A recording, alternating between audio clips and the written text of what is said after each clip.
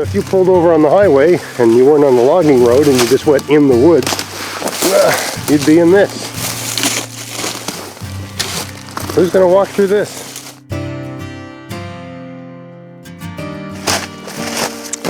Hey, it's Greg here, and thought I'd just check in and speak to a point I made in a previous video. The video where I was harvesting a little chaga and I was showing how to find it. And there was something I said there that was probably not the best choice of words. I was harvesting chaga off a tree that had fallen down. So the tree was dead. And I said the tree's dead, so the chaga is not going to grow anymore. So, you know, if you're going to harvest off just tree, you might as well go for broke. And that was an ill-informed thing to say. I'll show you in a second. I didn't take everything off that tree. It's just not my mentality. I never take everything there is, sort of thing. I always leave a bunch of, you know, whatever it is behind. I don't know why. It's just the way I'm sort of wired. I basically took off what I took off in the video and left the thing alone. But a number of people commented, I don't believe on YouTube, but on Facebook, that after the tree dies, the chaga actually goes into its reproductive cycle and produces spores and that sort of stuff. I did a bunch of reading. I couldn't seem to find like an actual research article to back that up. But basically, every site I could find that was speaking to folk knowledge was echoing that same point, that after the tree dies, it goes into this reproductive cycle. So you know, I'm not questioning the claim. And what's the point of taking everything anyway, right? So I mean, it was just me saying something that I'm not a skilled politician, right? So sometimes you just say things. You know, if you're out here getting chaga, you might as well go for it, sort of thing. But I wasn't advocating, you know, droves of people going out into the forest and stripping the forest clean of chaga. There was a number of people worried about that sort of thing, and that's not what I'm speaking to, and that's not what I would recommend. Which brings me to another point where, even if for whatever reason thousands of people were inspired by that video I made, which I don't even think thousands have watched it, I don't think it's going to happen really, because I never see anyone when I'm out walking in the woods. I made that comment in my response, like, you know, this is a place I come to be alone because I'm always alone when I'm here. There's no one here. You know, people that spend time outdoors, and at least in my experience, if they're hiking on trails. There's no trails here. I mean, there's trails I just barely cut through, right? But it's not easy going. I mean, you got to be sort of skilled in woods walking to walk in the woods here. I take a friend of mine, a coworker, or someone I know, in the woods for a walk. Usually they're falling down all the time because the way you walk on the street or in a mall or to your office or whatever you do, it's not the same as the way you walk in the woods. It's a different sort of, you walk on your toes and you walk in a straight line, whereas most people sort of walk like ducks. If you notice, I work in a large complex, and sometimes I sit in the food court and have my lunch, and I watch people walk, and most people that aren't sort of woods people, I find they sort of walk like ducks. They have this sort of sideways walk instead of a nice sort of straight walk. If you ever watch a deer walk, it's just this graceful sort of pointy-toed walk. And generally speaking, if you're a high thing, that's how you have to walk. I mean, you watch a porcupine walk in the woods, they sort of waddle around, but they're a different sort of animal and a different sort of game for them. The coyote, the deer, the taller things, they have this sort of straight, sort of graceful way of walking. And if you're bipedal and tall, you have to be extra careful, or you will fall down, and falling down here is bad. So, I mean, if you take a look around, I'm just going to show you here. Yeah, so if you look at the terrain here, I guess I'll do this from behind. It's, you know, there's just ankle busters and shin busters, and it's virtually impossible to walk a straight line, right? And there's places where it's better, and there's places where it's worse. But it's not really fun to walk around in, not like if you were walking on a pathway. To that effect, when I go in a store like Mountain Equipment Co-op, which makes equipment for people that are hiking and stuff like that, they never have, this against the white, they never have boots like these. Never.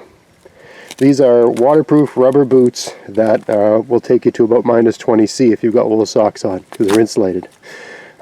These are the boots you wear when you're in the woods in this part of the world if you don't want your feet to freeze off, if you don't want to get soaked. These hiking shoes, and I've never seen a boot in MEC that I would ever wear in the woods. Especially in the winter, where even though things are frozen, if you walk across a bog, there's heat in the bog, so there tends to be a lot of water. So you walk on a little bit of ice and you think it's frozen, and then all of a sudden you're up to your knees in this black stuff. And then you pull your foot out and it freezes into a solid rock. They never sell these boots at hiking stores. Of course, I'm speaking generally. And I know there's going to be, I stopped the recording. I'm editing this and I know someone's going to say, what about when the snow's deep? When the snow is really deep, of course, these boots lose their usefulness. That's when you got to switch to snowshoes, and you want something that laces up and something you can put tight around your leg, and maybe wear gaiters or whatever to keep the snow. When the snow's deep, these boots aren't great for that sort of thing because the snow can get in them. But there's a certain set of conditions where this is really the only game in town. And the whole point I'm trying to make is that the footwear that one would normally think to wear to go hiking becomes kind of useless when you're in the woods. You need something specialized. At a certain time of year when there's a lot of bogs and they're still wet and that sort of stuff, you need a waterproof boot. And then when snow gets deep, you need a snowshoe and a lace-up boot that goes sort of ideally suited to snowshoeing. Not everything is suited to snowshoeing. I've tried it with rubber boots on, and it's not comfortable. I like to wear a leather boot when I'm snowshoeing. And of course, when it gets really cold, -20 and below sort of thing, you need something that can take that kind of cold, but at the same time, depending on whether it's really snowy or maybe it's not, maybe there's not a lot of snow, you need something that's going to work with that, something that's either not going to let the snow in or keep your foot warm. You gotta match the footwear to the conditions, and I just don't think most people that aren't experienced being in the woods a lot don't really understand those nuances, and they'll probably find that their feet are cold or wet or both because they're really not prepared for what the actual wild forest has to throw at them. And this is the kind of boot you need to walk in the winter. You're just not. I mean, if you notice hunters, people that are hunting who actually walk in the woods, they wear boots like that. Or you really can't get by without a boot like this, because you just need something that's waterproof, no matter how cold it is. I've been out in the woods -20 and gone through ice and bogs and gotten, in situations where if I'd had something that was a lace-up type deal, I would have gotten soaked, right? This is what you need here. They don't sell these in hiking stores, so the people that go hiking, they aren't out here in this with me, right? They're on trails. They're on trails walking their dog, or in some park somewhere, or something, a little more tame, something a little more cultivated and groomed. They're not out here.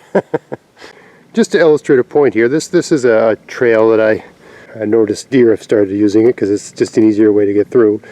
But I'm going to walk this way about, 30, 40 feet. And I'm going to go off the trail and find my way back to my backpack, which is right here. And I'm going to take you with me, just to give you a sense of what, the terrain here is very typical of eastern Canada, certainly as you get close to the coast.